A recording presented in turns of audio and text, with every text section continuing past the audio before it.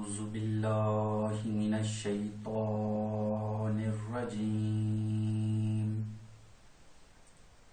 بسم الله الرحمن الرحيم الصلاة والسلام على أشرف الأنبياء والمرسلين وآلہ الطیبین الطاہرین المعصومین اللہم صلی علی محمد وآل محمد۔ موالیان حیدر قرار، عزاداران سید الشہداء، مومنین و مومنات، سادات و غیر سادات، السلام علیکم۔ تحفہ یا علی علیہ السلام مدد۔ مومنین، جیسا کہ اس سے پہلے میں اپنا تعارف کروا چکا ہوں پہلے والی ویڈیو میں، میرا نام زوار سید اظہر حسین حمدانی ہے، میرا تعلق سرگودا سے ہے، اور اس یوٹیوب چینل زوار سید اظہر حسین حمدانی کے ذریعہ سے میں آپ سے مخاطب ہوں۔ یہاں پر ہم قرآن کریم کا ترجمہ بمطابق فقہ امامیہ آپ کے سامنے پیش کرنے کی سعادت حاصل کریں گے۔ آج اس سلسلہ کی میری یہ پہلی ویڈیو ہے۔ تمام مومنین و مومنات سے گزارش ہے میرے چینل زوار سید اظہر حسین حمدانی کو سبسکرائب کر لیں، ساتھ والے بیل آئیکن کو لازمی پریس کر لیں تاکہ اس سلسلہ کی ہر ویڈیو آپ تک پہنچ سکے۔ جی مومنین، چلتے ہیں قرآن کریم کی طرف۔ اس وقت جو میرے پاس نسخہ قرآن کریم موجود ہے، یہ فاضل جلیل حجت الاسلام سید فرمان علی شاہ صاحب آل اللہ مقامہ ہو، چاند کمپنی، کچہری بازار، اردو بازار، لاہور سے یہ شائع ہوا۔ اس نسخہ قرآنی کے اندر حافظ صاحب نے بہت محنت کی۔ حافظ فرمان علی صاحب کا فقہ امامیہ میں اپنا ایک خاص مقام ہے، جید علماء میں ان کا شمار ہوتا ہے، اور میں نے ان کے اس نسخہ کو اس لیے انتخاب کیا ٹرانسلیشن کے لیے۔ اگر آپ غور کریں تو حافظ صاحب نے بڑی محنت کر کے اس کے فرسٹ والے پہلے والے چند اوراق کے اوپر باب قائم کر دیے ہیں۔ یعنی آپ کو توحید کے بارے میں قرآن کریم سے ہدایت چاہیے، نبوت کے بارے میں چاہیے، امامت کے بارے میں چاہیے، قیامت کے بارے میں چاہیے، خواہ کسی بھی قسم کا آپ کو کوئی مسئلہ چاہیے تو آپ قرآن کریم کے فرسٹ والے پیج جب اوپن کریں گے تو وہاں پر ہر ایک چیز کا کوڈ کر دیا گیا ہے۔ یہاں پہ بتا دیا گیا ہے کہ کون سا مسئلہ کس سورہ، کس پارہ اور کس رکوع میں ہے، حتیٰ کہ آیت نمبر تک یہاں پہ انہوں نے لکھ دی ہیں۔ اس لیے قرآن کریم کو سمجھنا اور زیادہ آسان ہو جاتا ہے۔ اور دوسری وجہ اس نسخہ قرآنی کا انتخاب کرنا کہ حافظ صاحب نے انتہائی آسان الفاظ میں اس کا ترجمہ کیا ہے۔ جی تو چلتے ہیں مومنین قرآن کریم کے ترجمہ کی طرف، ٹرانسلیشن کی طرف۔ آج ہم شروع کرنے جا رہے ہیں قرآن کریم کا پہلا سورہ، یعنی سورۃ الفاتحہ۔ سورۃ الفاتحہ انتہائی اہمیت کا حامل ہے۔ یہ ہر مومن مومنہ ہر نماز میں ہم پڑھتے ہیں، تو اس سورہ کو اچھے سے پڑھنا، اس کو سمجھنا، یہ ہمارے لیے ضروری ہے۔ تو آج کی اس ویڈیو میں ہم کوشش کریں گے سورہ مبارکہ کو سمجھنے کی، جتنی اللہ رب العزت نے ائمہ معصومین کے صدقہ میں توفیق عطا فرمائی۔ تھوڑا سا تعارف کروا دوں اس سورہ کے بارے میں۔ اس سورہ میں 7 آیات ہیں اور 7 مقامات پہ سکتہ ہے۔ 7 آیات ہیں اور 7 مقام پہ سکتہ ہے۔ سکتہ کا مطلب ہے کہ ہم نے اپنی سانس کو نہیں توڑنا، صرف 1 سیکنڈ کے لیے اپنی آواز کو روکنا ہے، یعنی شارٹ قسم کا سٹاپ کرنا ہے، جو کہ بہت سارے ہمارے مومنین و مومنات کو نہیں پتا۔ تو اس کے لیے آپ توضیح المسائل باب کرت نماز والا، وہاں پہ آپ دیکھ لیں تو سکتوں کی آپ کو سمجھ آ جائے گی. اور اس میں جو 3 مقامات ہیں وہ انتہائی ضروری ہیں. 3 مقامات انتہائی ضروری ہیں، وہاں پہ کیئر کرنا ضروری ہے، وہاں پہ احتیاط بہت ضروری ہے. یہ سورہ مبارکہ قرآن کریم کا وہ واحد سورہ ہے جو 2 بار نازل ہوا. پہلی بار یہ مکہ مکرمہ میں نازل ہوا، دوسری بار مدینہ منورہ میں نازل ہوا. اس لیے اس سورہ مبارکہ کو سبع مثانی بھی کہا جاتا ہے. اس سورہ کی بہت سارے فضائل ہیں. 5ویں تائیدار ولایت حضرت امام محمد باقر علیہ السلام فرماتے ہیں کہ اس سورہ کا ایک نام سورہ شفا ہے. اس میں سوائے موت کے ہر بیماری کا علاج موجود ہے. تو چلیے یہ تھوڑا سا تھا سورہ فاتحہ کا تعارف. اور فاتحہ کہتے ہیں دیباچہ کو، آغاز کو. تو ہم قرآن کریم کا آغاز کرتے ہیں اس سورہ مبارکہ سے. بسم اللہ الرحمن الرحیم. خدا کے نام سے شروع کرتا ہوں جو بڑا مہربان رحم والا ہے. الحمد للہ رب العالمین. سب تعریف خدا ہی کے لیے سزاوار ہے جو سارے جہان کا پالنے والا ہے. یہ پہلی آیہ مبارکہ ہے اس سورہ مبارکہ کی. اس میں اللہ رب العزت نے جو پہلا لفظ استعمال کیا وہ ہے الحمد. حمد، جیسے ہی لفظ حمد آتا ہے تو ہمارے مائنڈ میں فوراً اللہ رب العزت کی تعریف آ جاتی ہے. اور کیوں نہ آئے؟ کیونکہ حمد کو مخصوص کر دیا اللہ نے. اللہ نے حمد سے پہلے الف لام لگا دیا. الف لام اس میں معرفہ ہے.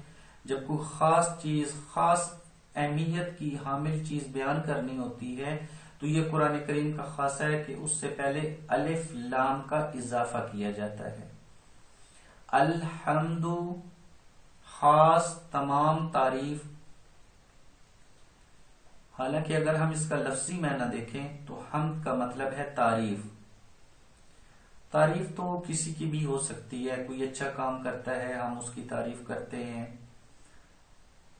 لیکن یہاں پہ اللہ رب العزت نے ایک خاص اہتمام فرمایا حمد سے پہلے الف لام کا اضافہ کر کے. اس میں معرفہ لگا کے بتایا کہ یہ خاص تعریف ہے. للہ، اللہ کے لیے خاص تعریف ہے اللہ کے لیے. کون اللہ؟ رب العالمین، وہ اللہ جو رب ہے عالمین کا. رب کا مطلب ہوتا ہے پالنے والا، پرورش کرنے والا. تو اس کا ترجمہ کیا بنا؟ سارے جہان کا پالنے والا صرف اور صرف اللہ رب العزت کی ذات ہے. سب تعریف خدا ہی کے لیے سزاوار ہے جو سارے جہان کا پالنے والا ہے. آگے پھر اللہ رب العزت نے اپنی 2 صفتیں بتائیں. الرحمن الرحیم. اللہ رب العزت اپنے تعارف فرما رہی ہیں. سب سے پہلے کہا کہ تمام تعریفیں اللہ کے لیے. یہ ہمیں درس دیا جا رہا ہے، یہ ہمیں سکھایا جا رہا ہے. تمام تعریفیں اللہ کے لیے. کون اللہ؟ جو رب العالمین، جو تمام عالمین کو پالنے والا ہے. تمام تعریفیں اس خالق اعظم کے لیے ہیں. پھر فرمایا کہ وہ اللہ کیسا ہے؟ وہ الرحمن، وہ رحمان ہے. پھر الرحیم، وہ رحیم ہے. رحمان بھی ہے، رحیم بھی ہے. بڑا لطیف سا مزاج ہے قرآن کریم کا. رحمان کا مطلب بھی رحم کرنے والا، اور رحیم کا مطلب بھی رحم کرنے والا، لیکن الفاظ دو ہیں، معنی ایک ہے، ٹرانسلیشن ایک ہے، ورڈ دو ہیں۔ رحمان، رحمان اس جگہ پہ استعمال ہوتا ہے جب اللہ رب العزت کی رحمت عام کا بیان ہو، یعنی عام رحم کرنے والا۔ عام سے کیا مطلب ہے؟ اپنی ہر مخلوق پہ رحم کرنے والا، چاہے اس میں کافر ہوں، چاہے دشمن ہوں، چاہے دوست ہوں، سب پہ رحم کرنے والا۔ جب سب کے لیے رحمت کا ہم لفظ بولیں گے تو وہاں پہ بولیں گے الرحمن۔ رحیم، رحیم، رحیم کا مطلب بھی رحم کرنے والا، لیکن رحیم خاص افراد کے لیے اس کی رحمت خاص کا نام ہے، یعنی چند خاص ہستیاں ایسی موجود ہیں جن پہ اللہ رب العزت اپنا رحم و کرم فرماتے ہیں۔ ان میں انبیاء ہو گئے، ائمہ معصومین ہو گئے، شہداء ہو گئے، صالحین ہو گئے، اللہ کے اپنے خاص پسندیدہ کیے ہوئے بندے، ان کے لیے بھی وہ رحمان ہے۔ پہلے لفظ میں فرمایا رحمان ہر ایک کے لیے رحمت والا، پھر فرمایا رحیم اپنے مخصوص بندوں پہ بھی رحمت کرنے والا۔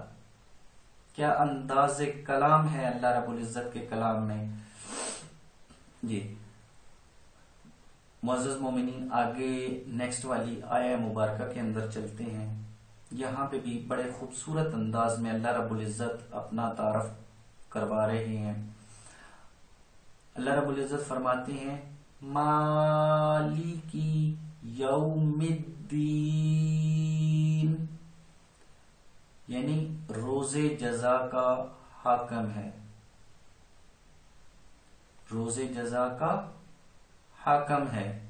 حکومت آسمان و زمینوں میں اللہ رب العزت کی ہے، جو ہر ایک تسلیم کرتا ہے، اس پہ دلائل کی ضرورت بھی نہیں پڑتی۔ جب لفظ اللہ آتا ہے تو فوراً مائنڈ میں زمین و آسمان کی حاکمیت کا تصور ابھرتا ہے۔ اللہ کون ہے؟ جو زمینوں کا بھی مالک ہے، آسمانوں کا بھی مالک ہے، انسانوں کا بھی مالک ہے، چرند پرند کا بھی مالک ہے، حیوانوں کا بھی مالک ہے، یعنی کائنات کے اندر جو کچھ ہے سب کی حاکمیت صرف اللہ رب العزت کے پاس ہے، وہ حاکم مطلق ہے۔ اور یہاں پہ اللہ رب العزت نے پھر ہمیں دوسری چیز بتائی کہ جہاں پہ تم یہ عقیدہ رکھو کہ زمین و آسمان کا مالک اللہ ہے، انسانوں کا مالک اللہ ہے، جانوروں کا مالک اللہ ہے، اسی طرح سے تمہارا عقیدہ یہ بھی ہونا چاہیے کہ یوم الدین کا مالک بھی اللہ ہے۔ یوم الدین یعنی قیامت والا روز، یوم جزا، جس دن ہر ایک کے اعمال کے مطابق اس کو سزا و جزا دی جائے گی۔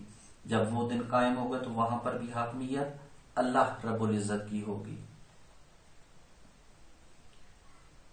جی مومنین، یہاں تک اس سورہ مبارکہ کی ہم نے پڑھ لی 3 آیات۔ اس سورہ مبارکہ میں ٹوٹل ہیں 7 آیات۔ آج کی اس ویڈیو میں ہم نے سمجھنے کی کوشش کی پہلی 3 آیات کو۔ اس کے بارے میں تھوڑی سی تفسیر جو مترجم نے حاشیہ پہ لکھی ہے۔ نمبر 1، اس صورت میں خداوند عالم نے چند امور کی تعلیم فرمائی ہے۔ اس میں کون کون سی قسمیں ہیں، کون کون سے امور ہیں؟ نمبر 1، تمام اقسام حمد و شکر کا اسی کو مستحق سمجھنا، کیونکہ کل نعمتیں بے واسطہ یا بال واسطہ، بے واسطہ یا با واسطہ اسی کی بارگاہ سے عطا ہوتی ہیں۔ نمبر 2، دنیا و آخرت میں اسی کو سچا مالک اور صاحب اختیار جاننا۔ تواضع و فروتنی جو اعلی صفت اخلاق کی ہے اختیار کرنا۔ ریا سما سے جو بہت ذلیل امر ہے بچنا، ہر کام میں اسی سے مدد چاہنا اور اسی پر توکل رکھنا۔ اچھے کو اچھا اور برے کو برا سمجھنا، جس سے حسن و کبھی کا عقلی ہونا ثابت ہوتا ہے۔ اچھے لوگوں کی دوستی و پیروی کرنا اور بروں سے پرہیز و بیزاری کا اظہار کرنا وغیرہ وغیرہ.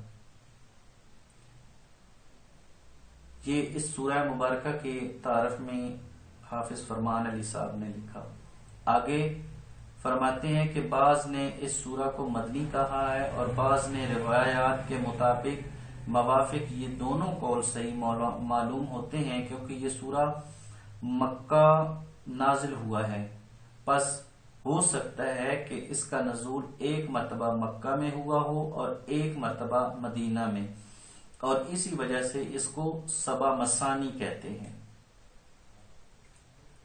تیسری چیز جو ہم نے ابھی تیسری آیہ مبارکہ پڑھی اور اس کو سمجھنے کی کوشش کی، مالک یوم الدین، اس کے بارے میں تھوڑا سا لکھتے ہیں کہ روز قیامت کی حکومت کی تخصیص یعنی مخصوص حکومت اس وجہ سے کی ہے کہ دنیا میں تو بظاہر بیترے اور بھی بادشاہ ہیں، مگر قیامت میں اس کے سوا کسی کی بھی ذرا برابر حکومت نہ ہوگی.